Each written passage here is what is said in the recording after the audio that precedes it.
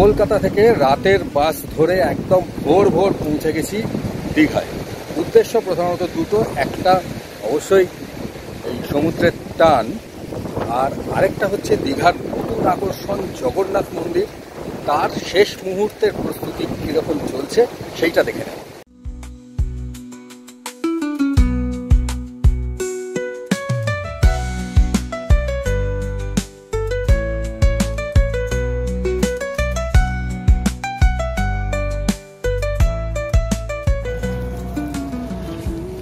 এই যে আমার পেছনে যে গেটটা দেখতে পাচ্ছেন, এইটাই হচ্ছে এই দীঘার জগন্নাথ ধামের মূল প্রবেশপথ।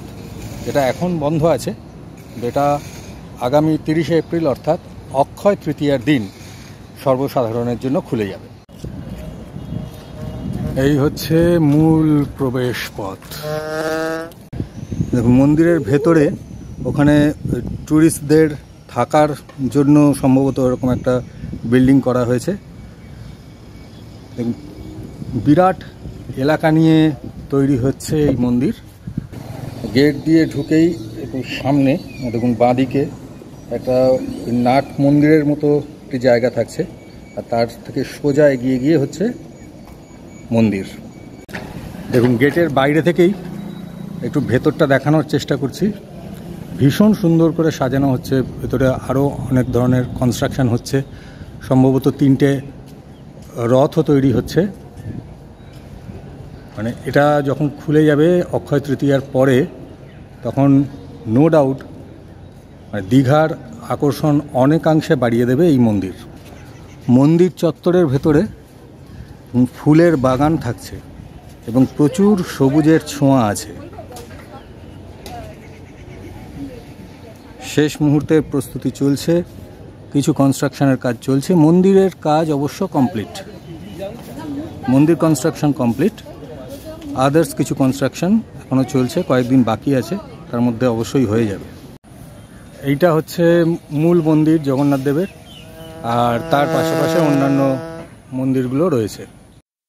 আচ্ছা, সামনে এই যে একটা স্ট্রাকচার যেটা তৈরি হচ্ছে, এইটা কিন্তু ওই অক্ষয় তৃতীয়ার দিন যে উদ্বোধন হবে তখন সিএম আসবেন এবং অন্যান্য বহু অতিথি আসবেন। তো সেই কারণে এটা হচ্ছে, এটা যেটুকু জানলাম যে এটা পরে খুলে ফেলা হবে, এটা কিন্তু থাকবে না। মানে জাস্ট ওই গেট দিয়ে ঢুকে বাগান এবং এই মন্দির। মন্দিরের বাইরেও এই যে রাস্তা, এই রাস্তার পাশে এই যে এলাকা ফুটপাতের পরে, সেইটাকেও সবুজায়ন করা হচ্ছে। একদম সবুজ, ঘন সবুজ ঘাস দিয়ে সাজানো হয়েছে। আর এই যে রাস্তাটা, এই রাস্তাটাই সোজা এদিকে চলে গেছে নিউ দীঘা।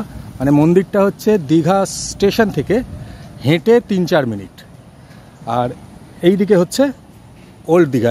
এই রাস্তা দিয়ে বাস যাতায়াত করে, কিন্তু এখন এসব বন্ধ করা আছে, এখন বাস যাতায়াত করছে না, অন্য দিক দিয়ে যাচ্ছে। মন্দিরের উল্টো দিকের ফুটপাথকেও সুন্দরভাবে সাজানোর কাজ চলছে। দেখুন, এইখানে একটা পরিখার মতো করা হয়েছে এবং তার ওপাশে টুরিস্টদের বসার জন্য প্রচুর সুন্দর সুন্দর বেঞ্চ করা হয়েছে, যাতে তারা ওখানে বসে সামনে মন্দির দেখতে পান। এবং তার পেছনেই হচ্ছে ঝাউ বাগান।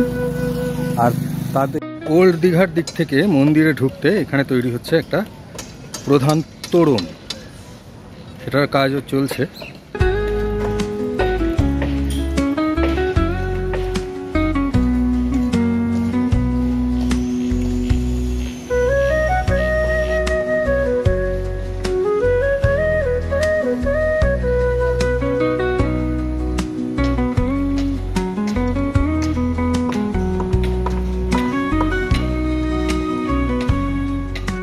মন্দিরের ঠিক পাশেই মন্দির এবং দর্শনার্থীদের সিকিউরিটির কথা মাথায় রেখে এখানে তৈরি হয়েছে দীঘা জগন্নাথ মন্দির পুলিশ আউটপোস্ট। মানে প্রশাসনের কড়া নজর থাকবে এই সিকিউরিটির প্রতি। সৈকত শহর দীঘা এমনি বাঙালিদের কাছে ভীষণ প্রিয়, কারণ বঙ্গোপসাগরের টান। আর এই যে জগন্নাথ মন্দির, এই মন্দির যখন ওপেন হয়ে যাবে, যখন খুলে যাবে সর্বসাধারণের জন্য, তখন কিন্তু দীঘার আকর্ষণ অনেকটাই বেড়ে যাবে। এটা আমার তো তাই মনে হয়। আপনাদের কি মনে হয় সেটা কমেন্ট বক্সে জানাবেন। ভালো থাকবেন সবাই, দেখা হবে অন্য ভ্লগে। জয় জগন্নাথ।